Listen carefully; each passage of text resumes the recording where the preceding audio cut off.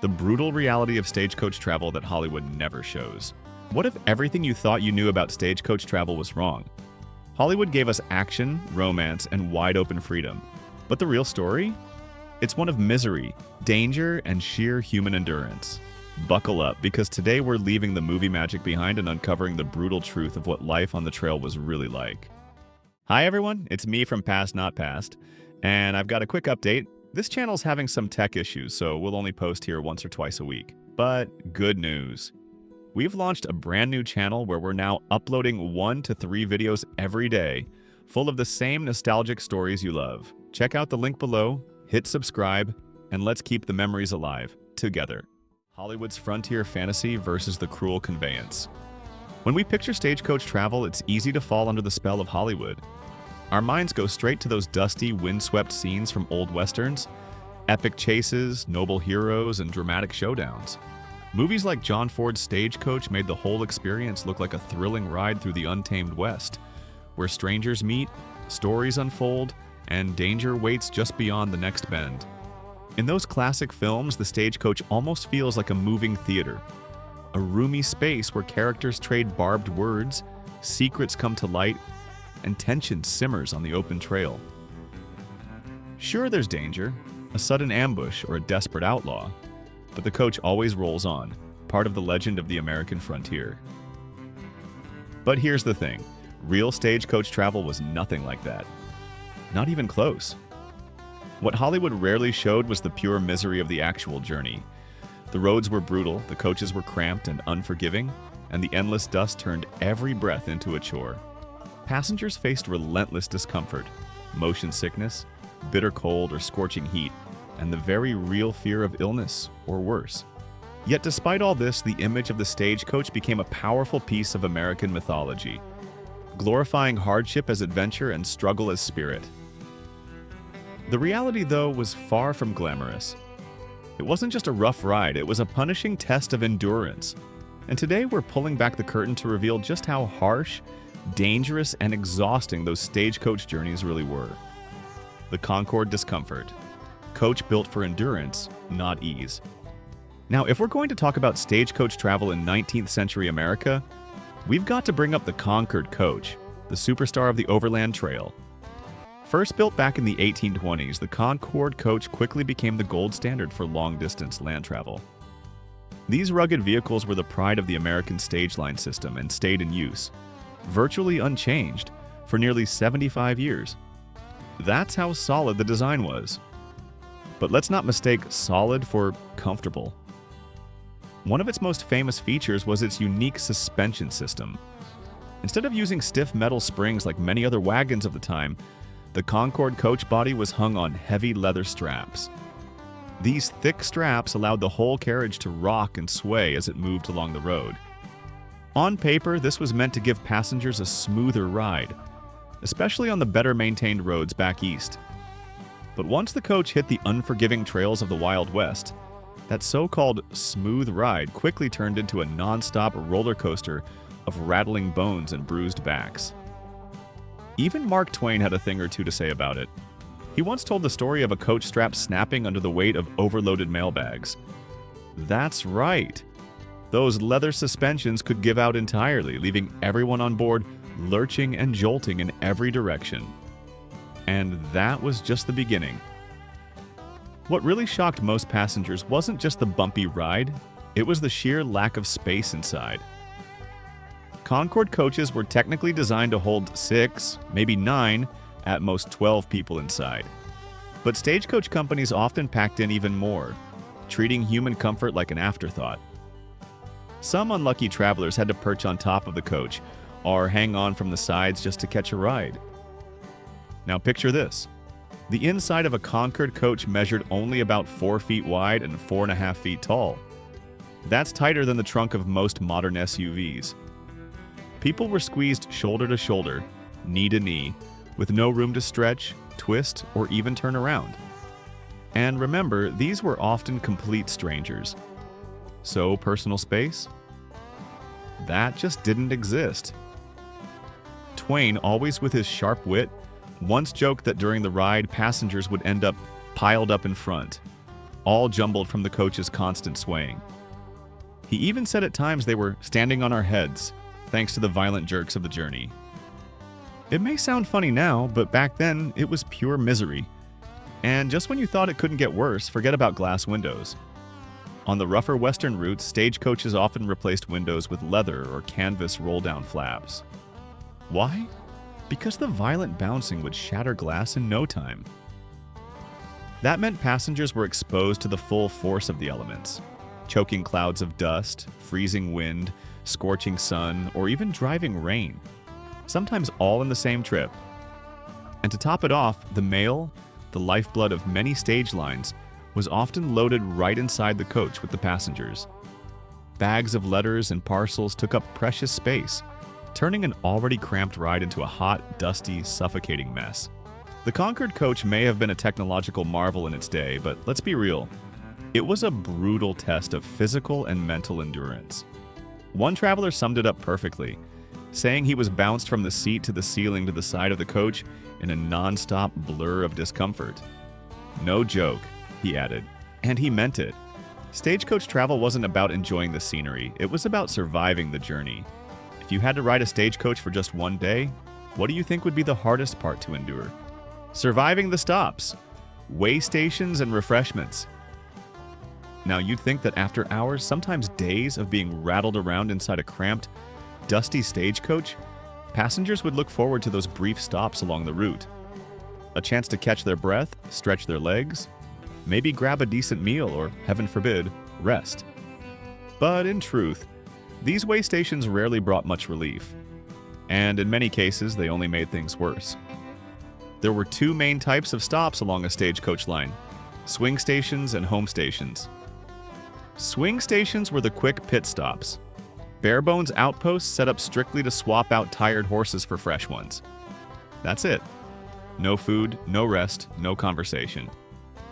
The coach would screech to a halt, the crew would unhitch the old team, slap on a new one, and boom! You were back on the trail, often in just 5 minutes. Passengers barely had time to blink, let alone recover. Then there were home stations. These were more substantial, often private homes, small inns, or sometimes little more than rough cabins thrown together in the wilderness. Here, passengers might get a hot meal and, if they were lucky, a chance to sleep. But don't picture cozy lodges or warm hospitality. Even the best home stations ran on tight schedules.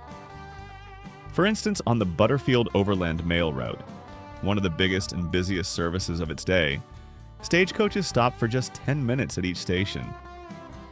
10 minutes! Just enough time to leap off the coach, bolt down some questionable food, and hurry back aboard before the driver took off without you. And let's talk about the food, because passengers certainly did. Over and over again.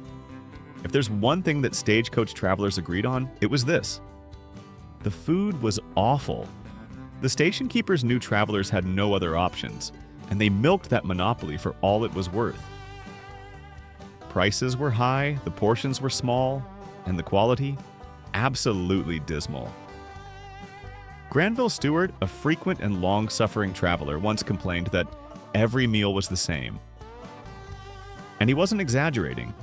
The menu was usually some combination of greasy bacon, stringy ham, stale bread, and the infamous dried-out apple pie, so tough it could probably crack a tooth. Fresh produce? Forget it. Flavor? Non-existent. In fact, passengers in the know learned to bring their own food along, just to avoid the stomach-turning meals offered at the stations. And then there was the issue of hygiene, or the complete lack of it. For travelers from the East, especially those raised in Victorian households with high standards of cleanliness, the filth at these stations was nothing short of shocking. Dirt was everywhere. On the floors, in the beds, and worst of all, in the kitchen. There's a well-known story about a cook who, after petting a filthy animal outside, walked straight into the kitchen and began kneading biscuit dough without even rinsing his hands. When a disgusted passenger complained, the innkeeper snapped back, "Everyone's got to eat a bushel of dirt in their lifetime." The traveler, with dry humor, replied, "Yes, but not all in one meal." Sleeping arrangements weren't much better. Privacy was a luxury no one could afford, especially women, who were often forced to cram into one room with several strangers. For men, it could be even worse. 2, 3, sometimes 4 to a bed. And we're not talking about fresh linens or soft mattresses here. Beds were filthy, rarely washed, and crawling with bed bugs. It wasn't unusual to wake up with more bites than hours of sleep. So instead of offering rest and recovery, these station stops often piled on another layer of misery. Passengers left feeling just as tired, twice as disgusted, and more than ready to climb back into the stagecoach, if only to escape the bugs and the biscuit dough. The unspoken horrors, sanitation, and sickness on the trail. If the bone-rattling rides, miserable food, and filthy way stations weren't bad enough, there were darker dangers lurking behind every mile of the journey. Silent threats that didn't make noise but killed more effectively than any outlaw ambush ever could. We're talking about personal hygiene, or rather the complete lack of it, and the deadly diseases that thrived in those harsh, unsanitary conditions. Let's start with something as basic as bathroom breaks. There were no restrooms on a stagecoach, none. So when nature called, passengers had one unpleasant option: the roadside.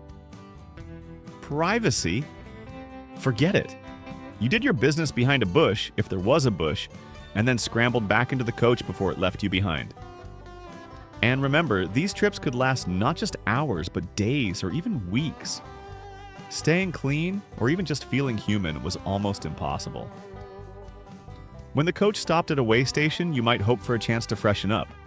But the facilities there? Primitive would be putting it kindly.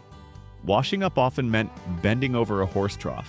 Yes, the same place where animals drank and drooled. At the far end of that trough, there was usually a shared setup. One grimy towel, one dented metal cup, and believe it or not, a single toothbrush for everyone to use. No soap, no clean water, no sense of hygiene. Just dozens, sometimes hundreds, of travelers sharing the same worn-out tools, spreading germs with every use. And those germs? They were more than just unpleasant. They were deadly. You see, the number one killer on these long overland journeys wasn't bandits or wild animals. It was disease.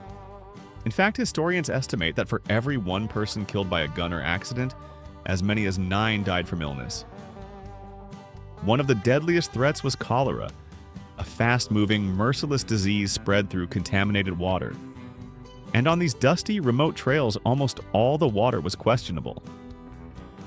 Once infected, a person could die within 24 hours, struck down by relentless vomiting, diarrhea, and severe dehydration. It was quick, brutal, and utterly terrifying. Another common killer was dysentery, which brought bloody diarrhea and high fever. It could weaken the strongest person in a matter of days. Then there were other illnesses: typhoid fever, tuberculosis, measles, influenza, and something ominously called mountain fever. These weren't rare cases. They swept through the cramped stagecoach interiors and filthy stations like wildfire, especially since passengers were already weakened by hunger, cold, and sheer exhaustion. The conditions were perfect for outbreaks. People packed together with no ventilation, coughing, sneezing, sweating, and sharing everything from blankets to drinking cups. If one person got sick, the others didn't stand a chance. And here's the worst part. There was virtually no medical help along the way. No clinics, no doctors, no emergency wagons waiting in the wings. Travelers had to rely on whatever they had on hand: homemade herbal teas, whiskey, or old wives' remedies passed down through superstition. Sometimes they used mustard plasters or bloodletting, treatments that did more harm than good. Back then, most people didn't even know what germs were. The dominant belief was in miasmas, or bad air, as the cause of disease. They thought if the wind smelled bad, it could make you sick. No one understood bacteria or viruses, which meant no one had a clue how to stop the spread or protect themselves. So when sickness hit a stagecoach, it wasn't just unpleasant, it was a nightmare. Imagine being stuck in that cramped, jolting coach, unable to breathe clean air, unable to wash your hands, watching fellow passengers grow pale and feverish, knowing there was nowhere to go and no help coming. That's the brutal truth behind the stagecoach myth. While Hollywood gave us adventure and romance, the real journey was far more terrifying, one that tested not just your strength, but your very will to survive. Which part of stagecoach travel shocked you the most? Was it the filth, the danger, or the endless discomfort? The real perils of the prairie. Beyond Hollywood's gunfights, Hollywood loves a good shootout. We've all seen those dramatic scenes, heroes and outlaws facing off in dusty trails, revolvers blazing, lawmen shouting orders. But the real dangers stagecoach travelers faced weren't always so flashy. In fact, most of the time they were terrifyingly ordinary. Accidents, breakdowns, and the ever-looming threat of robbery. Let's start with accidents, because they happened a lot. Wheels falling off without warning, horses spooking and bolting out of control, or brakes suddenly giving out on a steep downhill path. These were all everyday risks on the trail. When a coach broke down, passengers weren't just delayed, they were stranded. Alone in the middle of nowhere, with no guarantee that help would arrive anytime soon.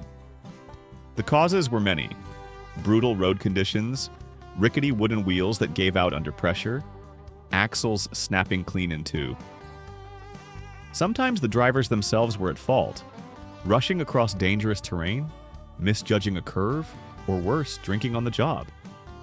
Horses, even the best trained ones, could panic at the smallest noise, causing the whole team to go wild. And then there were river crossings, a nightmare of collapsing bridges or fast-moving currents that could sweep an entire coach and its passengers downstream in seconds. But the worst of these mishaps? Stagecoach rollovers. With their high center of gravity and narrow wheels, stagecoaches were notoriously unstable, especially on sharp turns or steep grades.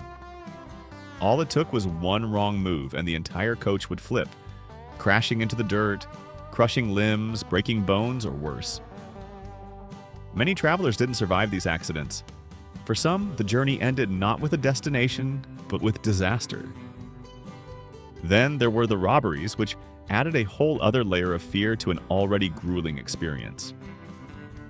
Take Wells Fargo, one of the biggest and most well-known stage lines. They were robbed nearly 350 times between 1870 and 1884. Robbers knew the routes, the weak spots, and the best places to strike, usually where the road forced the coach to slow down, like on steep hills, sharp bends, or tight canyons. Not all stagecoach robbers were bloodthirsty killers. Some, like the infamous Black Bart, had a strange flair for drama. He left behind poems instead of bullets. But others were much more ruthless. Murders did happen, and when they did, they were often swift and brutal. Robbers typically went after treasure boxes filled with gold or cash, but mailbags were also a big target, packed with money orders, deeds, and other valuable documents. To fight back, companies hired armed shotgun messengers. The guys riding up front, next to the driver with a loaded shotgun in hand. These men were trained to shoot first and ask questions later. For especially high-value shipments, armored coaches were used, reinforced with iron plating and built to take a hit. But even those couldn't stop every ambush. And then there's the part Hollywood often gets the most wrong: Native American encounters. Old westerns love to depict Native Americans as relentless attackers, wild-eyed villains who launch senseless, savage raids on stagecoaches. But the truth, as with most history, is much more complex. Yes, attacks did happen, and yes, they could be terrifying. But they weren't random acts of violence. More often than not, they had reasons behind them. Reasons tied to land, survival, and retaliation. Horses and mules were valuable resources, and raids were sometimes motivated by the need to steal livestock. Other times, the attacks were responses to broken treaties, land theft, or violent acts committed by settlers. In many cases, Native American tribes struck back after suffering injustice, and they didn't always target passengers. Often, the aim was to cripple property or reclaim goods. Still, the danger was real. Travelers feared these attacks, and rightly so. But it's important to remember that the narratives we've inherited were often exaggerated or even outright fabricated. Sometimes white outlaws dressed as Native Americans to carry out crimes, knowing that blame would fall on the tribes. That said, history does record some very real and violent encounters. In 1854, George H. Gittings's coach was attacked by 50 Mescalero Apaches in West Texas. The battle raged on until sunset, injuring passengers and horses alike. In 1861, Cochise and his warriors launched an ambush that killed a guide and a driver, tipping the coach over. That same year, Mangus Coloradas and Cochise led 150 Apache warriors in an assault that left 4 men dead in a makeshift stage stop. Victims were mutilated, their bodies stripped, limbs broken, and skulls riddled with bullets. Tactics were often clever and brutal. Warriors hid behind sagebrush, using surprise and speed to overpower stagecoaches. While some attacks echoed the dramatic chase scenes seen in Western films, many were tactical strikes, focused more on reclaiming goods than on slaughter. Still, the losses were heavy. For stagecoach companies and for Native Americans, who often faced deadlier retaliation and heavier casualties due to being outgunned. So, while Hollywood sells us gunfights and heroes in white hats, the truth is messier, rougher, and far more human. On the Stagecoach Trail, the real enemies weren't always bandits or arrows. Sometimes they were the wheels under your feet, the river up ahead, or the fever burning inside. Thank you for watching. To continue with more content, comment 1 to let us know you're still following. Are we there yet? The torturous truth of the journey itself. Now those sweeping Hollywood shots of a stagecoach rolling through golden prairies or climbing scenic mountain passes. They sure look beautiful on the big screen, but the reality of actually riding in one? That was a whole different story. One marked by misery, exhaustion, and backbreaking hardship. The number one culprit behind this misery? The roads, or rather the complete lack of them. In the 1800s, most routes across the American West were nothing more than crude dirt trails, carved out by wagon wheels and hoofprints. When it rained, those tracks turned into deep, muddy trenches, nearly impossible to cross without getting stuck. The coach would slide, sink, and jolt violently, forcing passengers to hold on for dear life. And when the sun dried everything out, a thick, choking dust blanketed the air, stinging the eyes, filling the lungs, and coating every inch of skin and clothing. Then came winter, which brought its own kind of torment. Snow and ice made travel treacherous, if not totally impossible.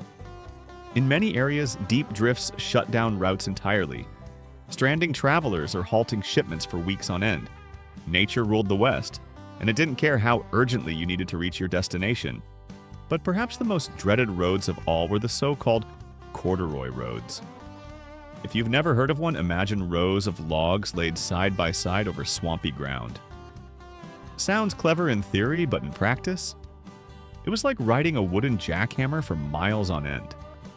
Even Charles Dickens himself rode over one and wrote about the experience, saying the jolts were bad enough to dislocate all the bones.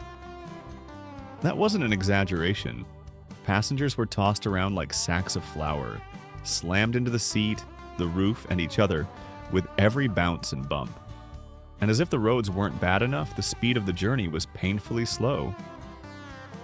On a good day, with decent conditions, a stagecoach might crawl along at 5 to 12 miles per hour, but when the terrain got rough, or the weather turned nasty, that speed dropped dramatically.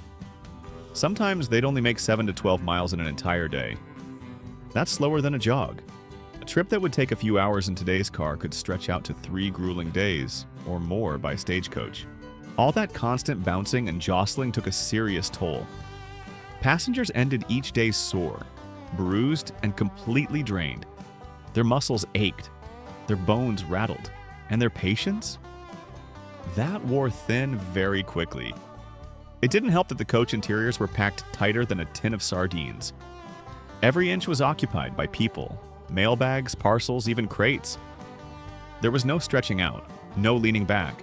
You were shoulder to shoulder, knee to knee with strangers, and no place to turn or breathe easy. Then there was the environment itself, which offered no mercy. Scorching summer heat baked passengers inside the coach like an oven. Bitter winter winds cut through layers of clothing. Insects swarmed, dust clouds blinded, rain poured through every crack. And remember, no windows, no AC, no clean filtered air. Just thin canvas flaps and open exposure to the elements. But perhaps the worst part of all was the endless duration of these trips. Long-distance stagecoach routes didn't stop for the night. Nope. They rolled on, day and night, for weeks at a time. The infamous trip from St. Louis to San Francisco? That took roughly 25 straight days on the overland stage. 25 days with no real sleep, no decent food, and no break from the misery. Rest stops were minimal, usually just long enough to swap out horses and let folks stretch their legs for a few short minutes. And when the terrain got steep, or the horses wore out, passengers had to climb out and walk. Some even helped push the heavy coach uphill. That's right, after hours of riding through bone-rattling chaos, you might have to get out and help move the thing forward. Talk about adding insult to injury. All told, a long stagecoach journey was less of an adventure and more of a punishment. It assaulted every sense, your body, your mind, your nerves. It wore people down to their limits, and yet people did it because it was the only option they had. No wonder travelers often arrived at their destinations not just tired but transformed, wiser, wearier, and forever changed by the brutal ride. The human element, passengers and crew. After everything, the dust, the danger, the jolting rides, and constant discomfort, there's still one part of the stagecoach experience that ties it all together. The human element. Because at the heart of every grueling mile, every sleepless night and risky stop, were real people. Each one dealing with their own emotions, fears, and frustrations. The psychological toll of stagecoach travel was as harsh as any road or storm. Passengers weren't just battling physical exhaustion. They were under constant emotional stress, haunted by the possibility of attacks, illness, accidents, or being stranded in the middle of nowhere. That kind of anxiety doesn't let you rest. It gnaws at you day and night. And when that tension wasn't sky high, there was the other extreme: sheer boredom. Long stretches of monotonous landscape rolled by as the coach creaked forward, with no entertainment, no legroom, and nothing but the sound of creaking wood and tired horses. Add in sleepless nights, bad food, and days of relentless motion, and the result was something close to mental breakdown. People were worn down, not just in body, but in spirit.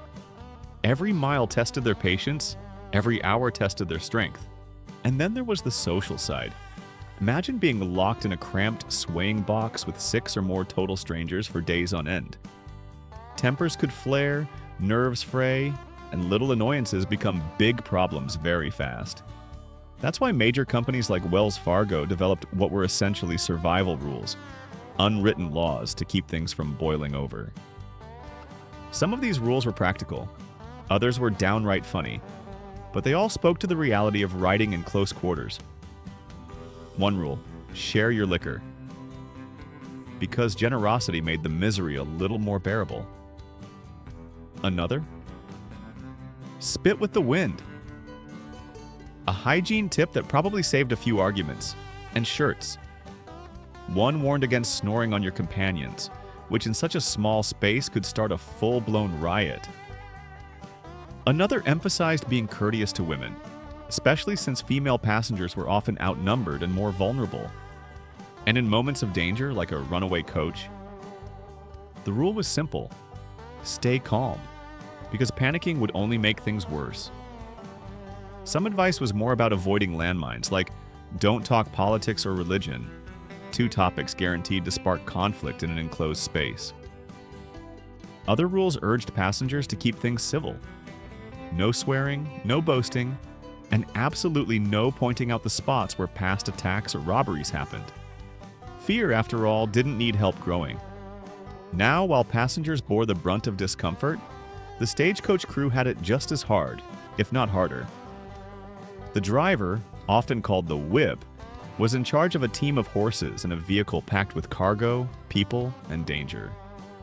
These men were skilled, brave, and respected, but they worked brutally long hours for little pay, and the stress of keeping to schedule in dangerous conditions was immense. Beside them sat the shotgun messenger, armed, alert, and ready to fight. These were the security guards of the road, tasked with protecting the company's money and mail, and sometimes passengers too. They were the first line of defense in a robbery and often the first to die. Despite the life or death risk, their rewards were modest, their heroism rarely celebrated. As for the travelers themselves, they came from every walk of life. Some were soldiers or ministers, others were scholars, farmers, servants, or adventurers hoping to start anew out west. Wealthy elites might sit next to desperate immigrants. People traveled for business, for health, or for the raw thrill of the frontier. Every seat held a story. But it's worth noting, passenger fares weren't the main moneymaker. What really kept the wheels turning was the mail and the treasure. The letters, money orders, contracts, and gold that stagecoaches hauled across the country. Looking back, it's clear that 19th century stagecoach travel wasn't just hard, it was brutal. The Hollywood version gives us daring heroes and wide-open freedom. But the truth was far more gritty. Filthy way stations, bone-cracking roads, crushing boredom, unrelenting fear, and a mental toll few today can imagine. And yet, people did it. They endured. They pushed through mile after miserable mile, helping to carve out the paths that would become modern America. That's the real story behind the stagecoach. Not just a symbol of the Old West, but a test of sheer human endurance. And when you understand what they went through, you see the westward expansion not as a romantic adventure, but as a story of survival and grit far greater than anything Hollywood ever showed us. What were Wild West saloons actually like? Forget what the movies told you. Real Wild West saloons were nothing like the polished scenes on screen. Behind those creaky swinging doors were smoky rooms, warm whiskey, and the heartbeat of frontier life. Ready to discover the grit, the glamour, and the truth? Step inside. We're about to uncover the real story of the American saloon. The truth about Wild West saloons. More than just booze and brawls. When you picture a Wild West saloon, certain images come to mind right away. Those creaky swinging doors, a weathered wooden bar, maybe a smoky poker table in the corner. Hollywood has burned that scene into our collective memory. But the real saloons of the Old West? They were so much more than just a setting for fistfights and shootouts. Sure, those things happened once in a while, but most of the time saloons were calm, essential places, hubs of daily life in dusty, isolated towns. These weren't just places to grab a whiskey and gamble. They served real needs for real people.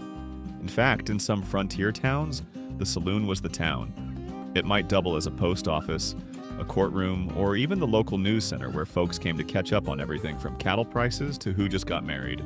Imagine living miles away from the nearest neighbor with no phone, no mail delivery, and barely a general store in sight. The saloon offered a rare chance to feel connected, to eat, to drink, even if the liquor was rough, and to share company in a world where loneliness was common. And don't forget, these places were economic engines too. They gave people jobs, brought in revenue, and often offered services you couldn't get anywhere else. Many times the saloon keeper was a powerful figure, part bartender, part businessman, and sometimes even a local politician. Yes, saloons attracted gamblers, drifters, and the occasional rowdy cowhand.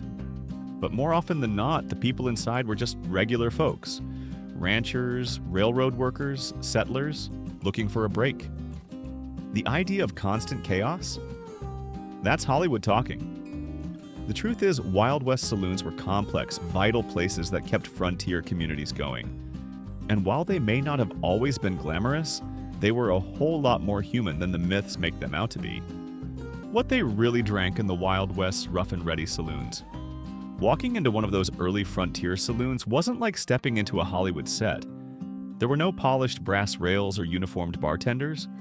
What you'd actually see was a sparse, dusty space, Maybe a few men gathered around crude wooden tables, talking in low tones or working out a trade.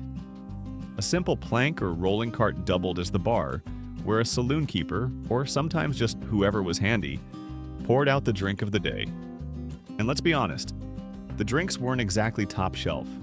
These weren't craft cocktails or smooth bourbons. What passed for liquor on the frontier often went by names that warned you outright. Stuff like Tanglefoot, Red Eye, Coffin Varnish, or Tarantula Juice. Sounds fun, right? But those names weren't just colorful, they were brutally honest. Because quality booze was hard to come by, saloon owners had to get creative. Real whiskey was rare and expensive, so they'd mix raw alcohol with whatever they could find.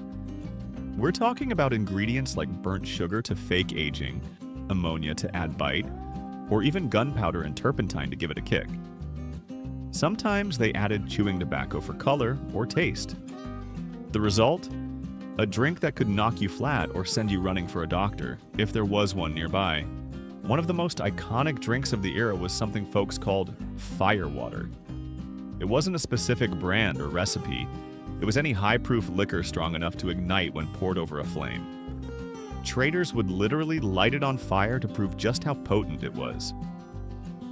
The name stuck, and firewater became shorthand for just about any whiskey or liquor strong enough to burn both your throat and your insides. Even so, for the cowboys, laborers, and drifters of the frontier, these rough drinks weren't just a way to get drunk. They were a part of life. A hard-earned drink after a harder day. A shared glass meant camaraderie, conversation, and, for a few moments, a break from the grit and grind of the Wild West. What surprised you most about the real life inside Wild West saloons? Was it the lack of bar stools, the warm beer, or something else? What early Wild West saloons were really like? Let's set the record straight about Wild West saloons, because the Hollywood version? It's mostly smoke and mirrors. Forget those polished bars, swinging doors, and non-stop shootouts. In the early frontier days, the real saloons were bare bones, rugged, and built more out of necessity than style. Back then, saloons didn't have shiny signs or elegant interiors. You wouldn't find a fancy wooden facade or a gleaming bar lined with stools. In fact, in the roughest settlements, a saloon might have been nothing more than 4 posts with a tarp stretched over the top. Sometimes it was just a tent thrown together quickly. Anything to get out of the sun, wind, or snow. A step up from that? A lean-to. 3 wooden walls slapped together leaning against an existing structure with a slanted roof. That was it. Inside, things weren't much more impressive. A wood-burning stove, mainly for warmth, not cooking, sat in the middle of the room. The furniture? Just a few rough tables or planks set on barrels or stumps. Meals were scarce, liquor was cheap and strong, and comfort wasn't part of the package. But here's the real story. These saloons weren't about glitz or danger. They were about community. For many men working in mining camps or trading posts, far from home and family, the saloon was the one place they could go to feel a sense of connection. It was a space to trade stories, hear news, relax, and forget the harshness of frontier life for a little while. They played many roles too. In towns with no post office, courthouse, or town hall, the saloon often filled all 3 functions. Need to send a message, settle a dispute, or just find out what was happening down the trail? Head to the saloon, and just like the West itself, saloons changed over time. As towns became more permanent, so did the buildings. Simple tents gave way to full wooden structures. Rough planks became polished bars. And with growth came variety, entertainment, card tables, even music. But that rough early saloon, it was a symbol of grit, resourcefulness, and the deep human need for community, even in the loneliest places on earth. How the Wild West saloon evolved from rough shack to social powerhouse. You've felt the grit of the early frontier saloon. The simple setup, the homemade liquor that could knock you sideways in the company of tired, dust-covered men swapping stories after long days.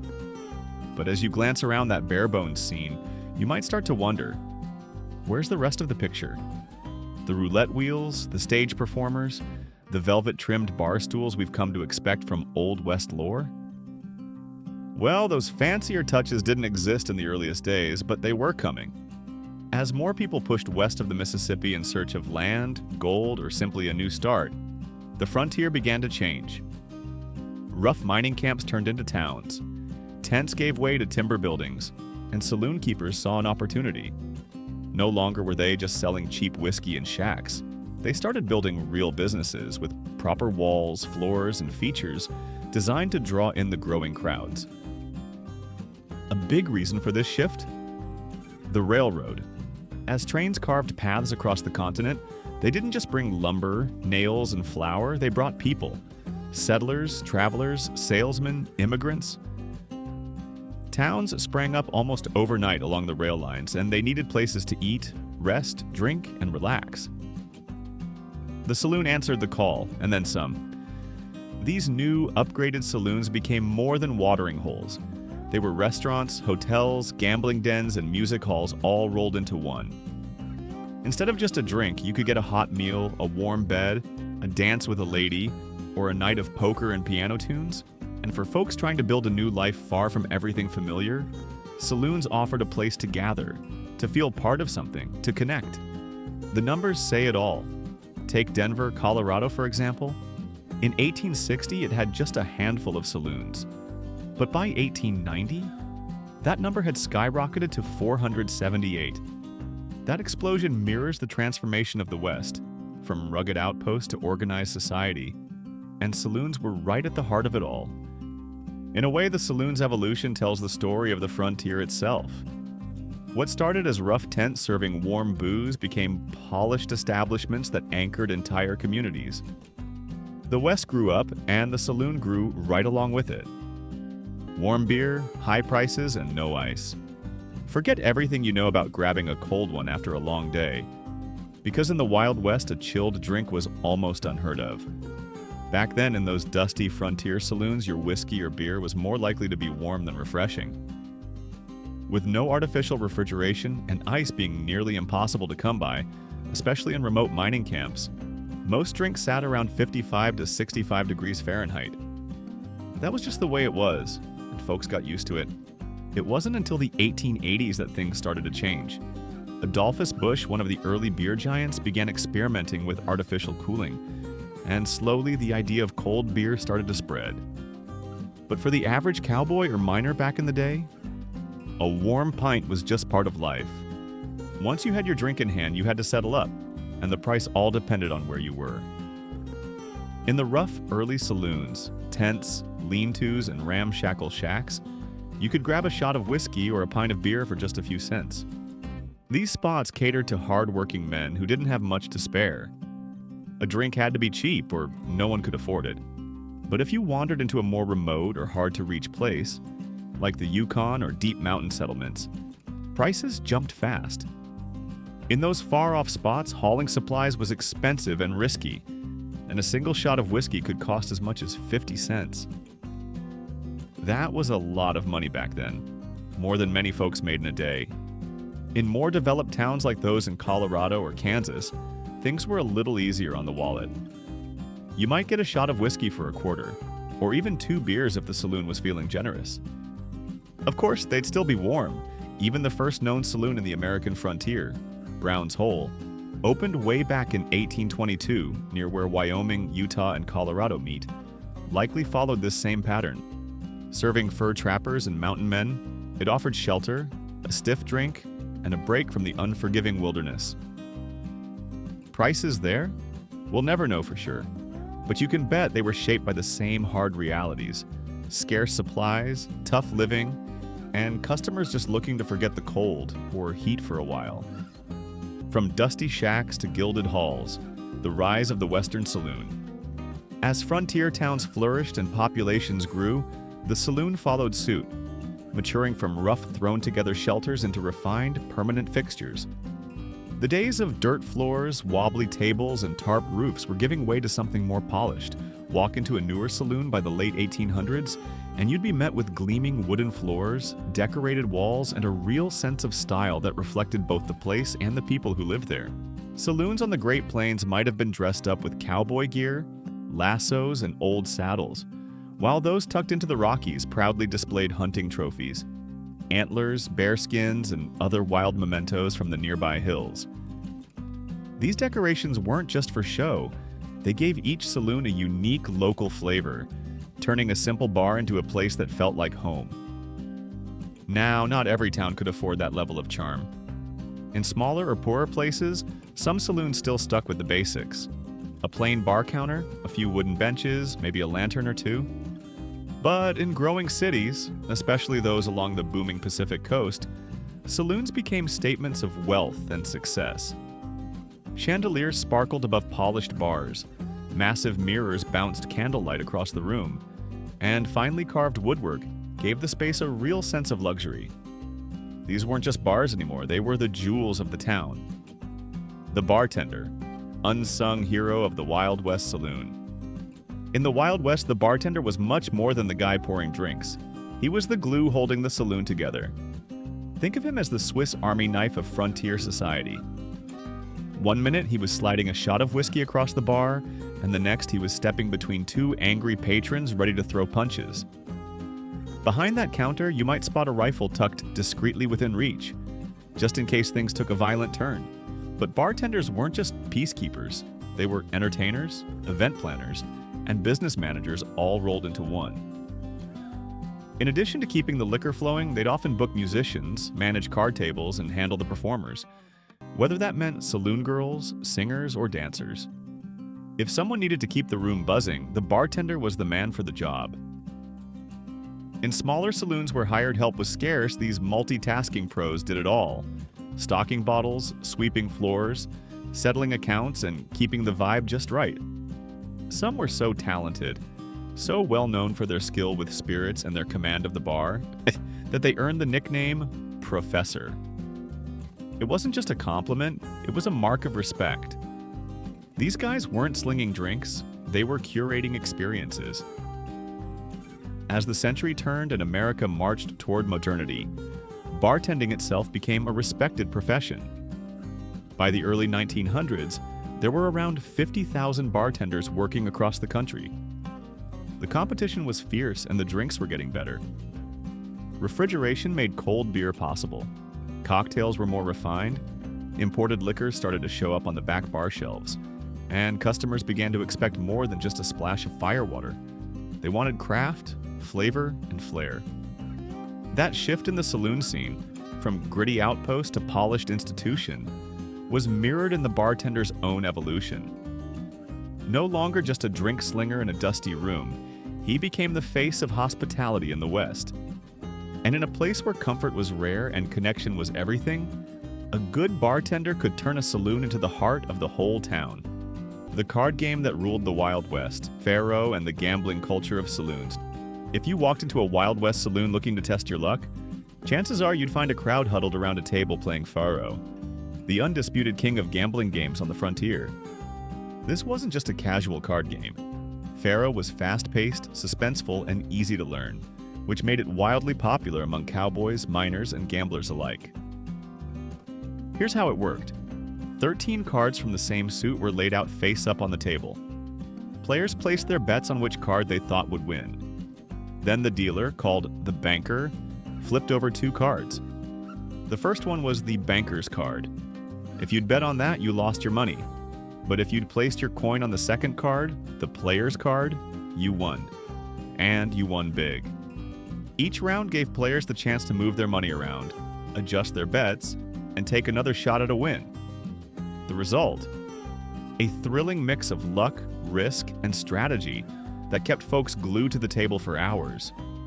Though faro ruled the room, it wasn't alone. Poker, especially 5-card draw, and even trickier games like 3-card Monte were also popular. These classics didn't need much space or equipment, making them perfect for any saloon, no matter how rough or fancy. And while roulette did make its way west eventually, it usually showed up in the more refined, upscale saloons where wealthier patrons gathered. No matter the game, the reason people played was the same. Life on the frontier was hard, money was tight, and tomorrow was never guaranteed. Gambling gave folks a shot at changing their luck, even if only for a night. For the price of a few coins and the nerve to take a chance, players got entertainment, camaraderie, and maybe, just maybe, a reason to smile in a tough and unforgiving world. Moral crusaders versus saloons, the battle brewing. Outside the swinging doors, as you stepped out of the saloon, pockets a little lighter or heavier after a night of gambling, you might have been met with more than just the dusty evening air. There, right outside the doors, stood a different kind of Wild West presence, the social reformers. By the late 19th century, the West was changing. Towns were growing, families were settling in, and the rowdy freedom of the early frontier began clashing with a rising wave of religious and moral reform. Groups like the Anti-Saloon League and temperance advocates saw the saloon not as a social hub, but as a breeding ground for sin. Alcohol, gambling, prostitution, and violence all rolled into one dangerous package. These reformers weren't shy. They'd gather right outside saloon doors, handing out pamphlets, preaching at passers-by, and warning patrons about the moral decay waiting inside. Some of them didn't stop at words. There are legendary stories, many true, of women armed with hatchets, smashing saloon windows, breaking bottles, and tipping over furniture in the name of righteousness. Their mission? Shut the saloons down, one broken bar stool at a time. These protests reflected the larger moral struggle sweeping across America, a fight to steer society towards sobriety and self-control. While many of these reformers faced resistance and mockery in the rough and tumble towns of the West, they planted the seeds for something much bigger, the Prohibition movement. And eventually, those seeds would grow into national laws. Still, in the early days, most saloons carried on. The demands of frontier life made them too important to shut down entirely. Reformers shouted, pamphlets fluttered, but inside the cards kept shuffling, the piano kept playing, and the whiskey kept flowing. Because for many weary travelers, miners, and cowboys, a drink and a little distraction were worth the risk and the sermon. More than a bar, how saloons became the heart of the Wild West community. As new towns popped up across the Wild West, saloons quickly grew into something much more than places to get a stiff drink. They became the beating heart of frontier communities, centers for social life, business, even faith. You see, in many of these early settlements, saloons were often the only buildings large enough and versatile enough to host just about anything the town needed. They weren't just strategically placed in the middle of town for foot traffic. They were there because everything important seemed to happen within those walls. Need a place for a town meeting? A local election? A sermon on a Sunday morning? The saloon had you covered. In fact, it wasn't uncommon for the barkeep to shutter the bar and move out the tables so a traveling preacher could hold a service for the town's faithful. That kind of flexibility made the saloon more than just a business. It made it a lifeline. But it didn't stop there. In towns bursting with newcomers, miners, cowboys, traders, saloon owners saw opportunity. Some turned their spaces into informal job centers, helping workers and employers connect. Others added rooms for rent, or even trading counters stocked with supplies. They became one-stop shops in a place where convenience meant survival. And while most saloons welcomed all types, from ranchers and railroad men to drifters and peddlers, they also reflected the complicated social norms of the time. In parts of the South and Texas, for example, racial segregation crept into the saloon scene, with separate spaces or entirely separate bars for different racial groups. But the further west you went, the more those lines blurred. In the rougher, less settled regions, people were often judged more by their grit than their skin color. In many ways, the saloon mirrored the broader story of the American frontier. It was a place where inclusion and exclusion walked hand in hand, where the need for survival and connection sometimes outweighed prejudice, and sometimes didn't. But whether serving whiskey or hosting Sunday prayers, the saloon stood at the center of it all, messy, lively, and unmistakably essential to life in the Wild West. Do you think saloons did more harm or more good for frontier communities? Why? Whiskey, women, and wagers, the entertainment inside Wild West saloons. After finishing your drink and soaking in the scene, chances are you weren't ready to head straight for the door. Most folks stuck around, looking for a little something to pass the time, and Wild West saloons were more than ready to deliver. Depending on the place and the night, the entertainment could range from a humble fiddler plucking out a lively tune to a traveling troupe of performers lighting up the room with songs, dances, and variety acts. For small frontier towns, these visits were a big deal. People came out in droves, hungry for a taste of the outside world. But in many saloons, the main attraction wasn't on a stage. It was walking among the crowd. Women working as dancers, singers, or barmaids brought energy and allure to the room. For many, it was one of the few ways to make a living in a society that didn't offer women many options. Their roles added excitement, sure, but also revealed the hard truths of life on the frontier. These women weren't just entertainers. They were survivors, navigating a rough world with few protections and plenty of risk. Some earned tips for a dance or a song. Others offered more private company for a price. These relationships were often transactional, blurring the line between performance and exploitation. And while their presence added glamour and appeal to the saloon experience, it also underscored the social divide and the tough choices women had to make to get by. Of course, if that kind of excitement wasn't your style, you could always pull up to a gambling table. Poker, faro, dice, games of chance were everywhere, and the sounds of shuffling cards and clinking coins filled the air. Whether you were a seasoned gambler or just trying to escape a hard day, there was always a seat at the table, if you were brave enough to take the risk. Altogether, saloon entertainment captured the spirit of the West, wild, raw, and unpredictable. A place where fortunes could change with a single hand, and life, though tough, was never dull. Did your ancestors ever mention stories about saloons or life in the Old West? Share a memory or family tale if you have one.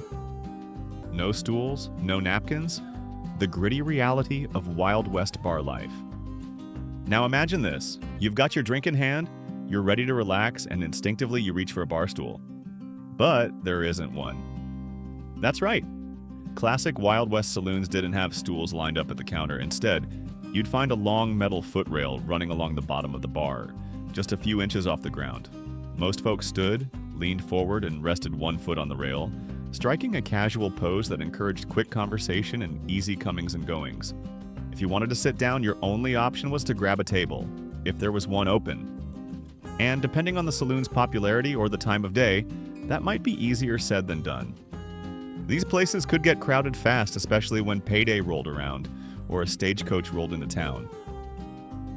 And speaking of comfort, forget about cleanliness by today's standards. There were no napkin dispensers or coasters on the bar. Instead, there was usually a single towel, yes, just one, hanging under the counter. That towel was meant for everything, wiping spills, drying mugs, or dabbing foam off your face. It wasn't cleaned often, and by the end of the night, it looked and smelled like it had seen better days. For folks today, that sounds a bit unsavory, but back then it was just part of life. Nobody expected luxury in a frontier saloon. These places were functional, practical, and a little rough around the edges, just like the towns and people they served. So next time you see a movie scene with cushy bar stools and spotless counters, remember, the real Wild West was a little grittier, and a whole lot more real. The real legacy of Wild West saloons. Saloons have become one of the most iconic symbols of the Wild West, etched into our collective memory by movies, novels, and tall tales. But when you peel back the layers of Hollywood drama, what you find is a story that's far more human and far more meaningful. Yes, saloons served whiskey. Yes, there was gambling, music, and the occasional barroom brawl. But more than anything, saloons were lifelines. In a world that was rough, remote, and often lonely, they offered people a place to connect. To shake off the dust, share a laugh, swap news, or simply feel human again after a long day of work and survival. They were more than entertainment. In many towns, saloons doubled as courthouses, polling stations, and even post offices. They were places where communities took root, where strangers became neighbors, and where important decisions were made over a pint of beer and a game of cards. But their legacy is complicated too. Saloons reflected the social values of their time, both the inclusive spirit of frontier life and the divisions that marked 19th century America. Gender roles, racial segregation, and economic inequality all played out within their walls, just as they did in the larger society. It's tempting to think of saloons as stages for shootouts and spectacles, but the truth is they were spaces where real life happened. Loud, messy, hopeful, and hard. They were the heart of the Wild West, not because of their chaos, but because of their community. In the end, the saloon wasn't just a backdrop, it was a mirror of the era. A place where the ordinary and extraordinary collided, where grit met glamour, and where the story of the American frontier unfolded, one drink at a time. Woman of the Night in Saltese, circa 1900.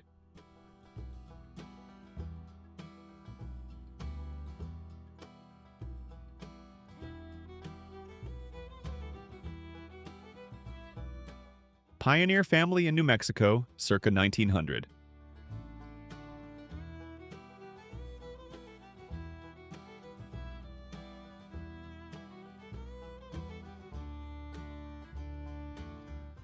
Ouray, Colorado, 1880.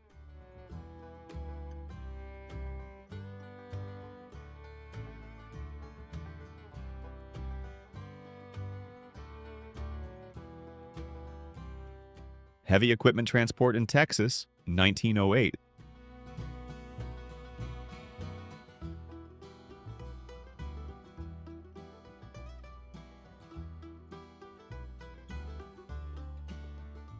Pioneer families in Hereford, Texas, circa 1900.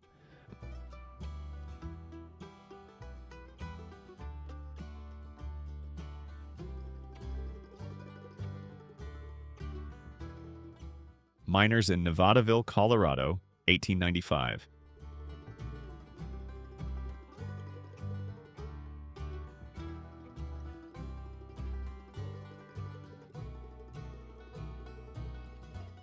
Jenny Bo's Brothel, 1898.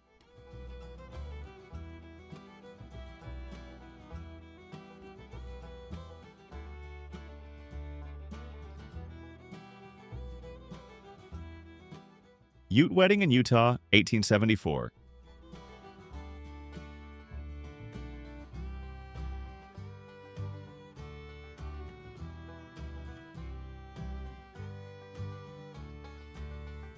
Sioux Chief Tashunka Whitco, 1891.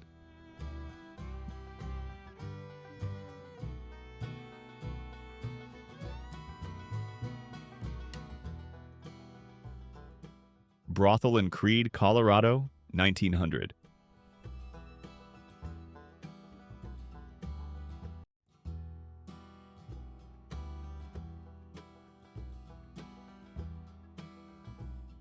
Texas Rangers at King Ranch, 1890.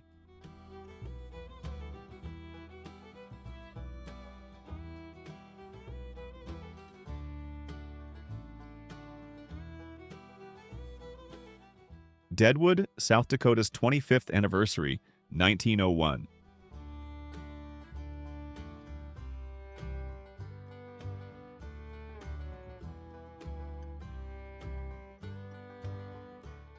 Successful Hunters, circa 1899.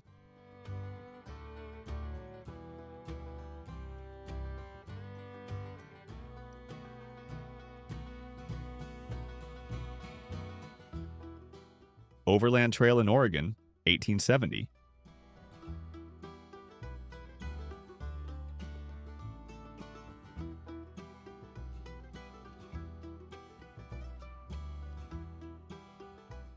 Wagon Train in Wyoming, 1875.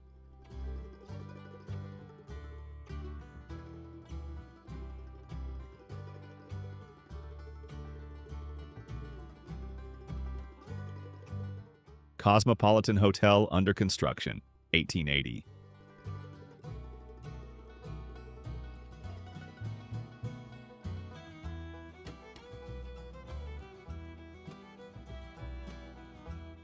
Cowboys in a Dallas Saloon, 1902.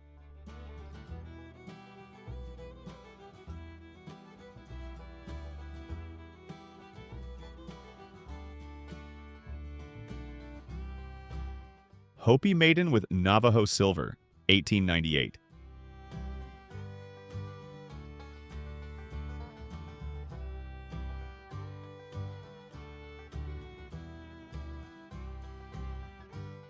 Vienna Laundry, late 19th century.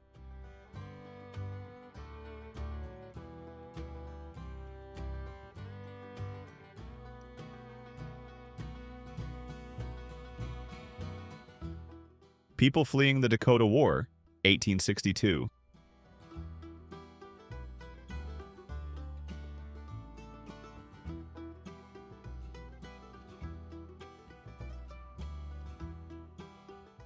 Texas Rangers, circa 1888.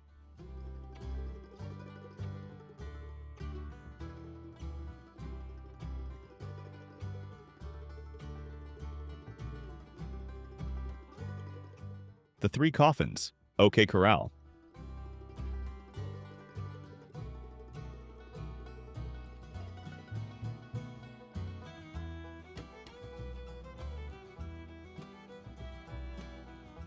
The Mull Saloon, 1894.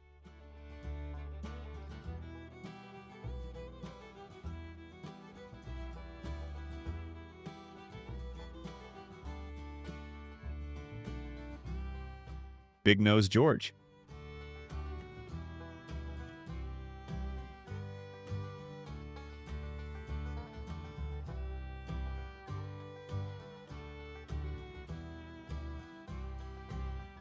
Frontier Train in Eureka, 1890.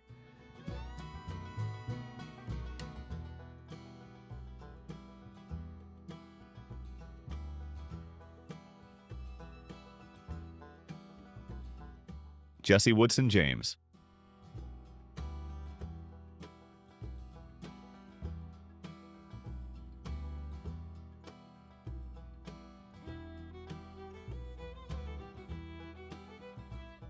Rawhide, Nevada, 1908.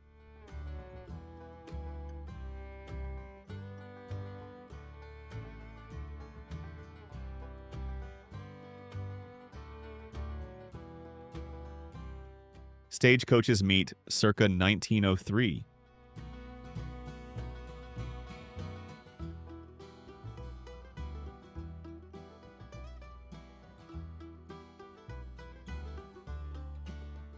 Women in Marshall, Texas, 1899.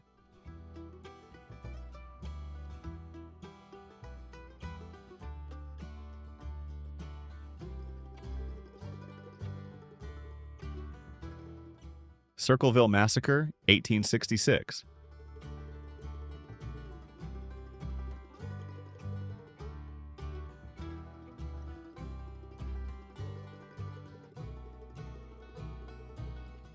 Prostitute playing billiards, early 1900s.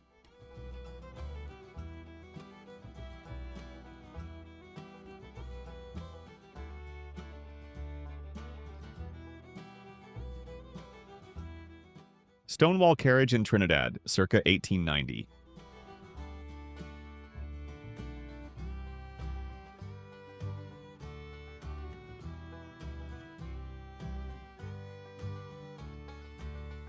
Hunters and Deer, circa 1890.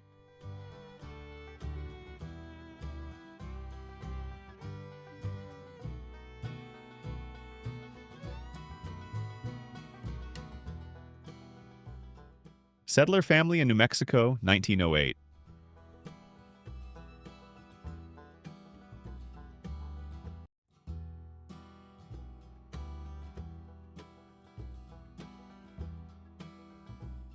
Mule Team in Deadwood, 1890.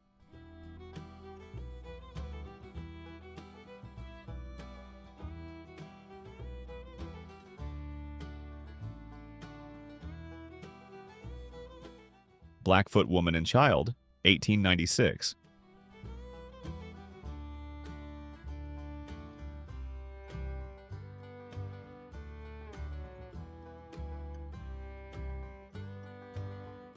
Farm near Devil's Lake, 1900.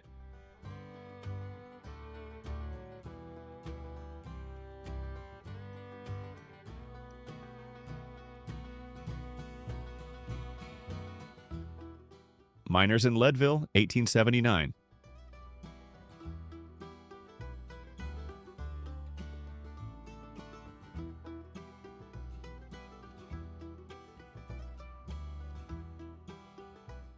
Cowboys and Cattle, 1890.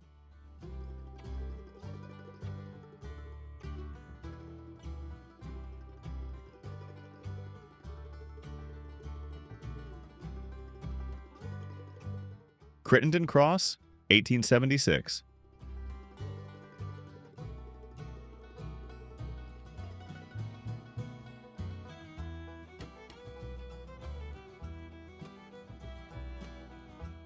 Women at Wyatt Earp's Saloon, 1902.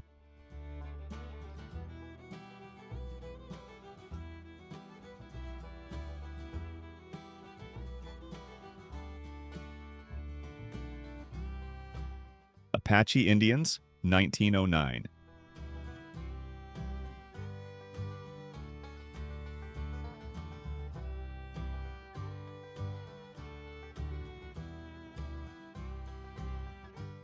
Wagon train crossing the Platte River, circa 1870.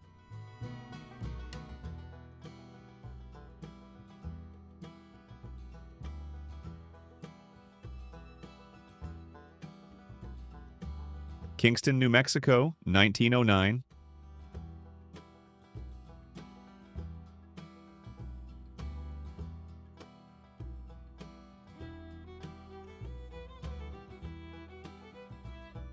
Southern Pacific Handcar, 1880.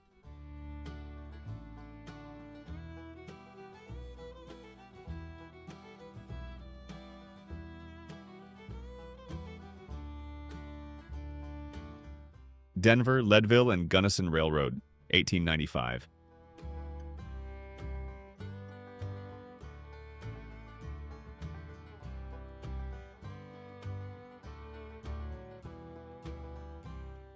Elkhart, Texas street scene, 1916.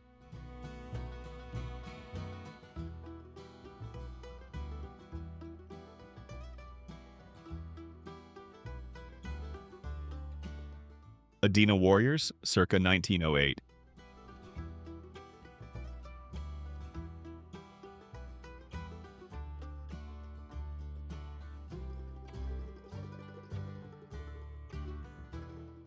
Cowboys at the OX Ranch, 1886.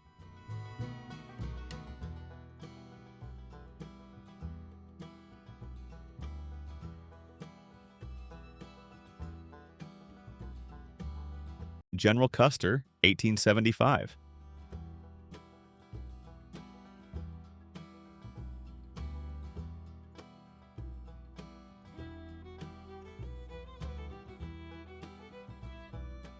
Texas Ranger, Joseph Walter Durbin, 1888.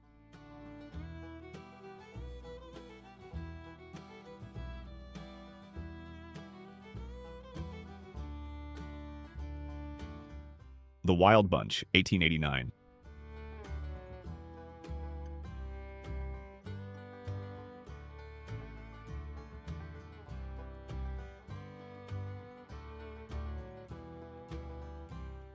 Columbus, Nevada, late 1800s.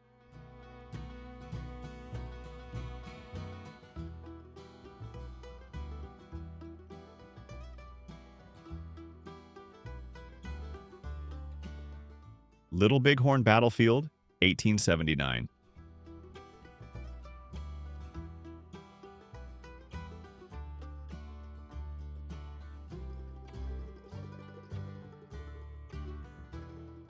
Cheyenne Family, 1901.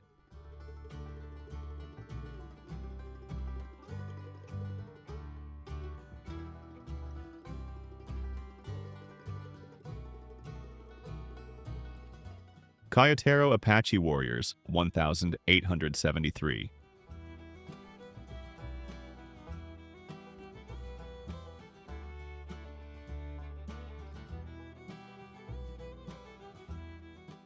Pawnbrokers, 1886.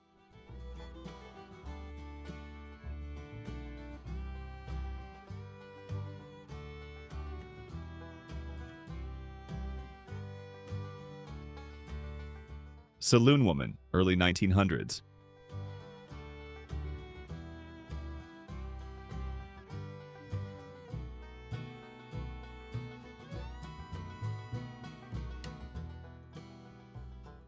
Watkins medicine salesman, circa 1900.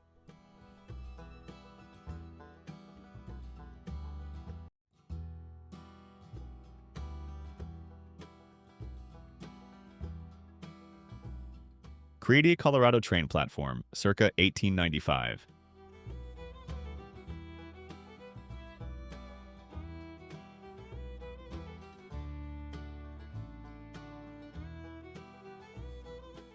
James B. Jim Hawkins, 1875.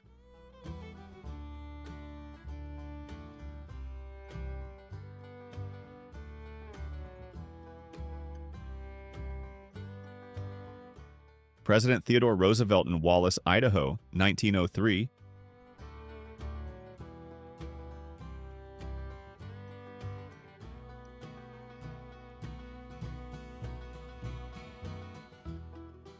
Downtown Elkhart, Texas, 1907.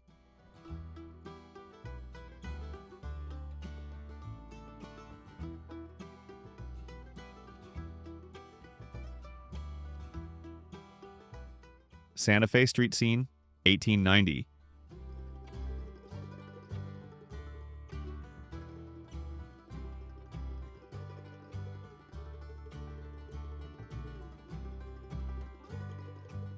Blackfeet woman and man with travois, 1912 to 1915.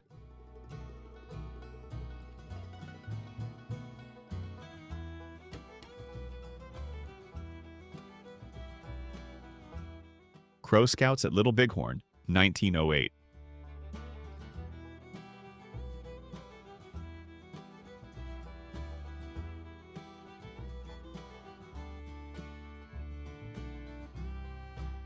Santa Fe street scene, 1890.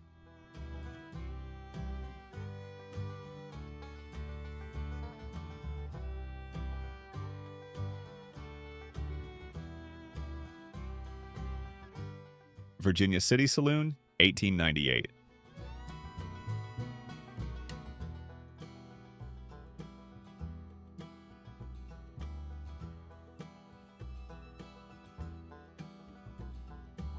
Texas Rangers at Fort Mavit, 1878.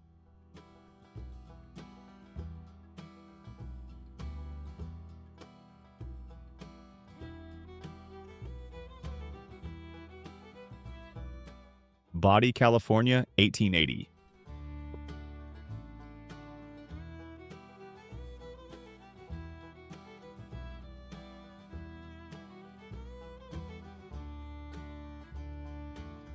Cowboy Poet, 1896.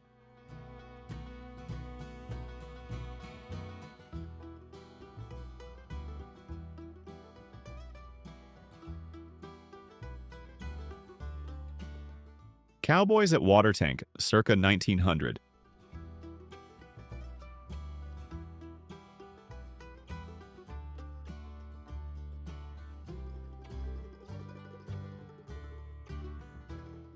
Austin, Nevada, circa 1880.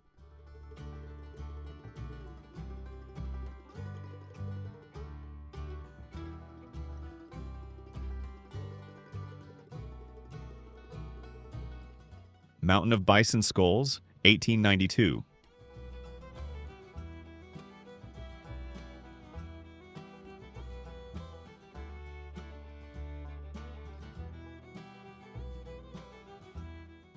Wyoming Saloon, circa 1880.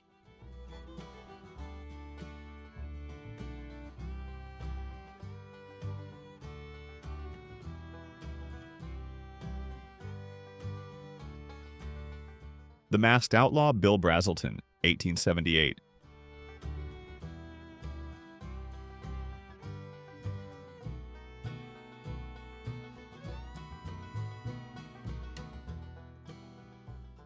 Crow Tribe on Little Bighorn River, 1906.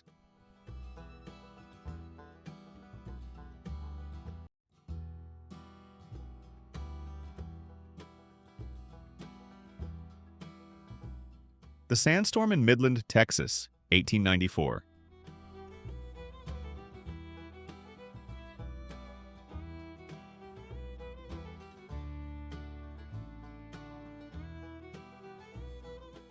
Old West Lady of the Night, circa 1900.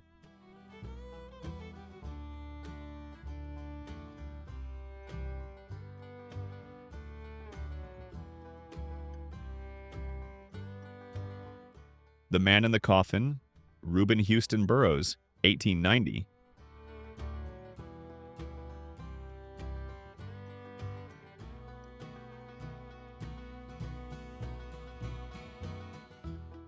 Cattle Branding, circa 1900.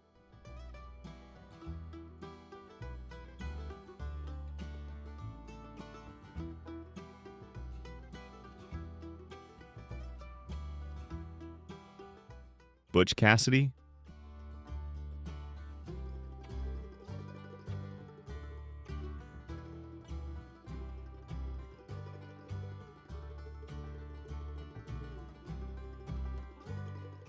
Water Delivery, 1902.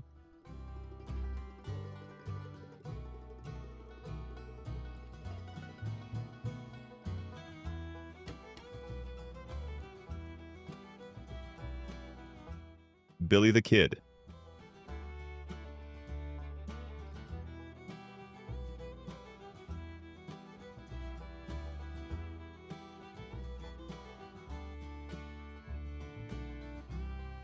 Sioux War Council, 1891.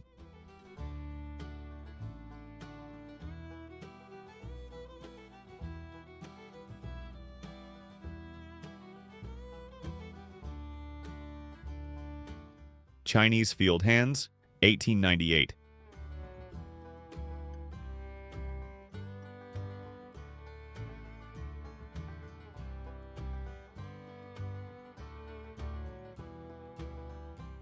Tollgate Saloon, 1897.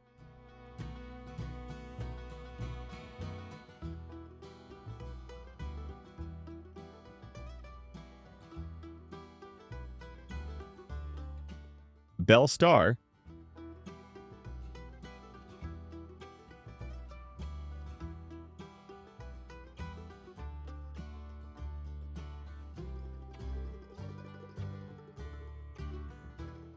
Helena, Montana Parade, 1889.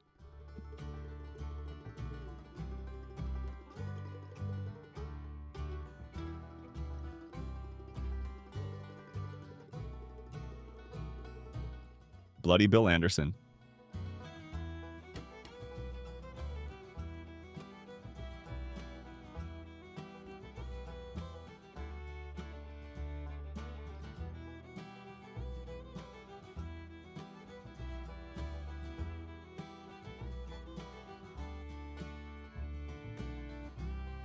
Paiute Family, circa 1907.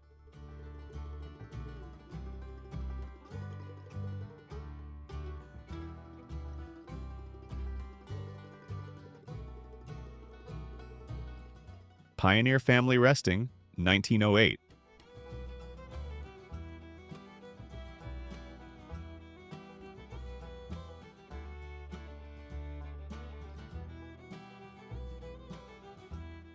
Family in Cloud County, Washington, 1909.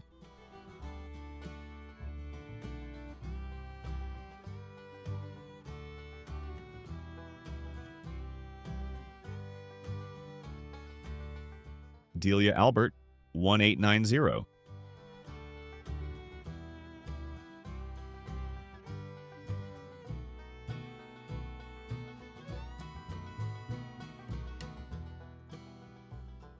San Antonio Street Scene, 1892.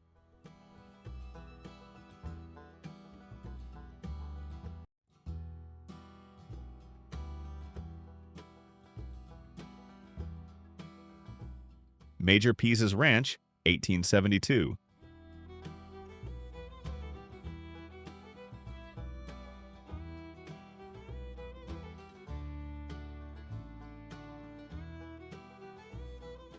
Wagon Train in Otero Valley, 1890.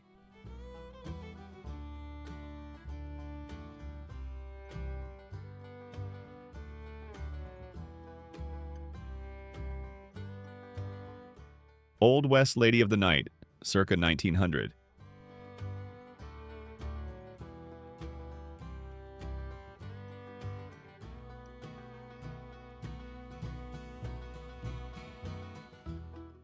Prostitute in a Brothel, circa 1880.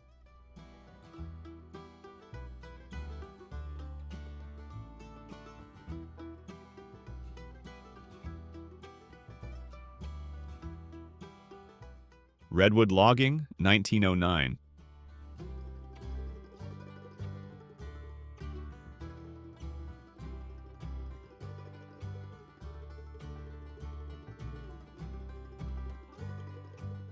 Elkhart, Texas Street Scene, 1870.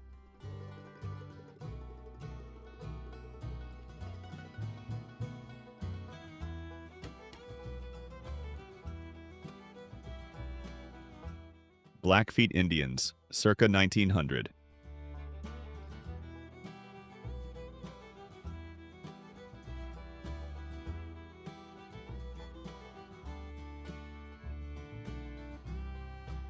Pioneer Family on Oregon Trail, 1890.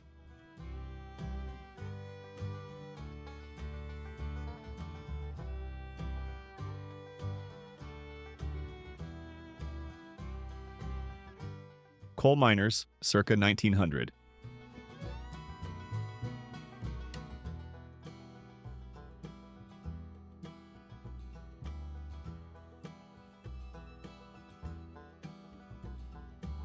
James Butler Hickok, 1858.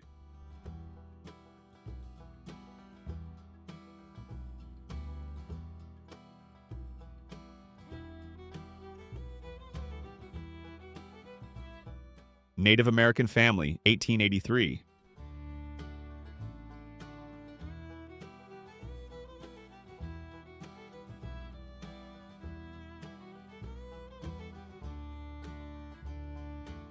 Pony and May Lily, circa 1890.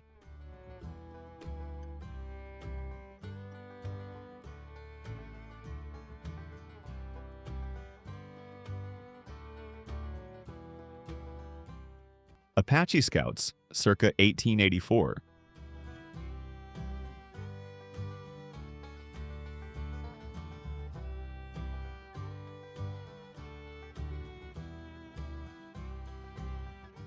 The Tattooed Girl, Olive Oatman, 1851.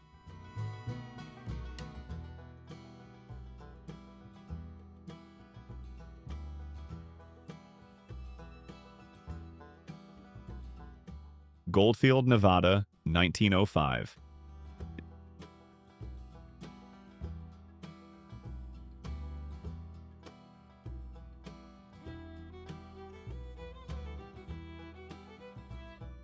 Jimmy McKinn Santiago, late 1800s.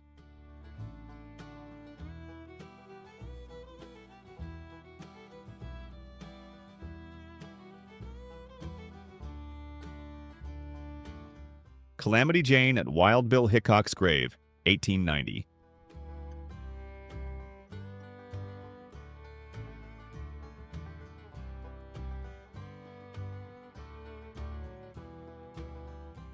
Cowboys in a Saloon, 1907.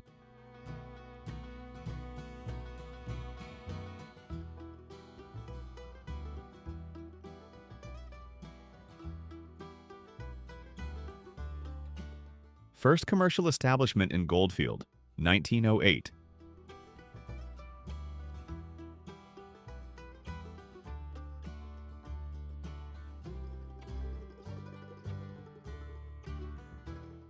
Navajo People, 1873.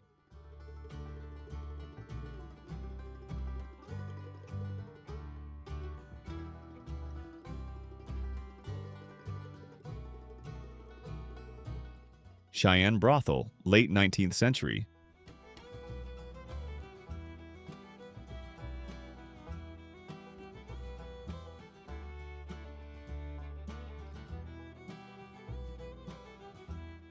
Rose Dunn, Cimarron.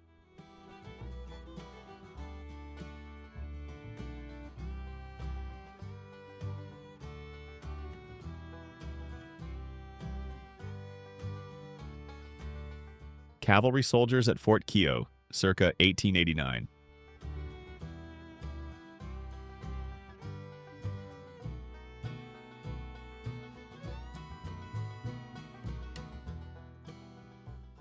Laura Bullion's mugshot, 1893.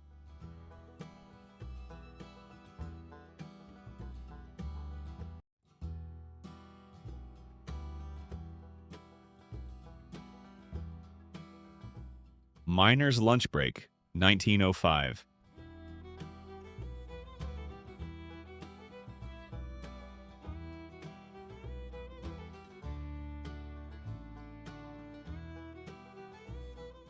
Apache spirit dancers.